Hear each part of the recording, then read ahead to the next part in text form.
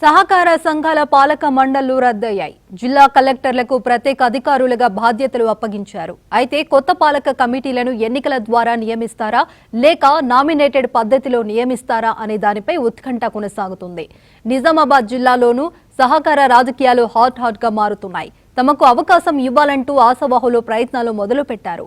ముఖ్యంగా అధికార పార్టీలో డిమాండ్ ఎక్కువగా ఉన్నట్లు తెలుస్తుంది. ఇదే అంశానికి సంబంధించిన మరింత సమాచారం మా ప్రతినిధి శేఖర్ అందిస్తారు.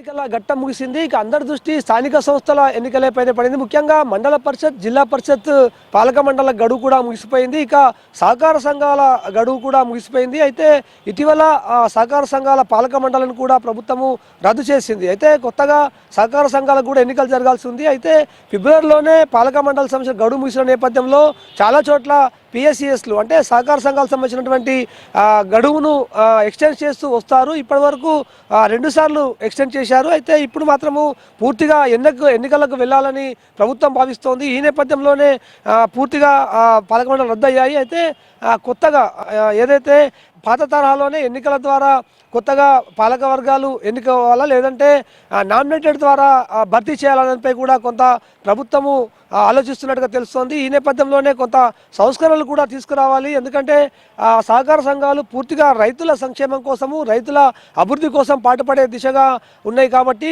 ఇందులో కొంత సంస్కరణలు తీసుకురావాలనే ఆలోచన కూడా సర్కారు చేస్తున్నట్టుగా తెలుస్తోంది. అయితే నిజామాబాద్ జిల్లాకు సంబంధించి కూడా ఉమ్మడి జిల్లాకు సంబంధించి నిజామాబాద్ జిల్లాలో 89 సహకార సంఘాలు ఉన్నాయి. ఇక కామారెడ్డి జిల్లాకు సంబంధించి 54 సహకార సంఘాలు ఉన్నాయి. మొత్తంగా డిసిసిబి జిల్లా కేంద్ర సహకార బ్యాంకు పరిధిలో 63 శాఖలు బ్రాంచులుగా పనిచేస్తున్నాయి. ఇందులో దాదాపుగా సుమారు 3 లక్షల మంది రైతులు సభ్యులుగా ఉన్నారు.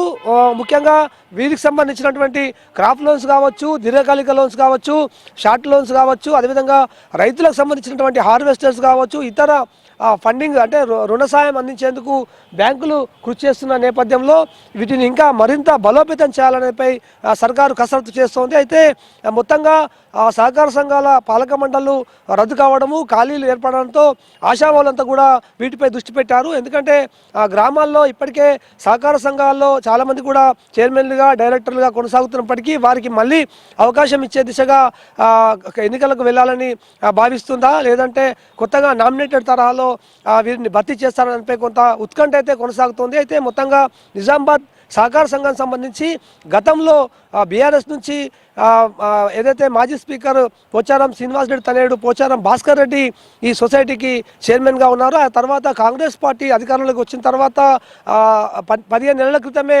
అవిశ్వాసం ద్వారా ఆయన తొలగించారు. ఆయన స్థానంలో రమేష్ రెడ్డి, వేల్పూర్ చెందినటువంటి సహకార సంఘం చైర్మన్ రమేష్ రెడ్డిని డిసిసిబి చైర్మన్గా ఎన్నుకున్నారు. అయితే 15 నెలల పాటు ఆయన కొనసాగారు. అయితే మళ్ళీ ఒకవేళ సహకార సంఘాలకు ఎన్నికలు జరిగితే మళ్ళీ ఆయనకు అవకాశం ఇస్తారా లేదంటే ఇటు బోధనకు సంబంధించినటువంటి కొంతమంది సీనియర్లు తమకు అవకాశం ఇవ్వాలని కోరుతున్నట్టుగా తెలుస్తోంది. ఇక మొత్తంగా ఇటు అధికార యంత్రాంగం ఒకవైపు సహకార సంఘాలకు సంబంధించిన బలోపేతంపై దృష్టి పెడుతుంటే మరోవైపు రాజకీయంగా కూడా కొంత హాట్ టాపిక్ నడుస్తోంది. ఎందుకంటే సహకార సంఘాలు ఖాళీ కావడంతో మళ్ళీ తమకు అవకాశం ఇవ్వాలని గతంలో పనిచేసినటువంటి చైర్మన్లు కావచ్చు, అదేవిధంగా కొత్త వారు కూడా దీనిపై దృష్టి పెట్టినట్టుగా తెలుస్తోంది. మొత్తానికి సహకార సంఘాల రాజకీయము గ్రామాల్లో కూడా కొంత రాజకీయానికి తెరలేసిందని చెప్పుకోవచ్చు. రాజకీయ పార్టీలు కూడా ఆ సహకార సంఘాలపై దృష్టి పెట్టినట్టుగా తెలుస్తోంది. మొత్తంగా ఇది నిజామాబాద్ జిల్లాలో ఉన్న పరిస్థితి. Cameraman Srikanth, Shekhar, TV.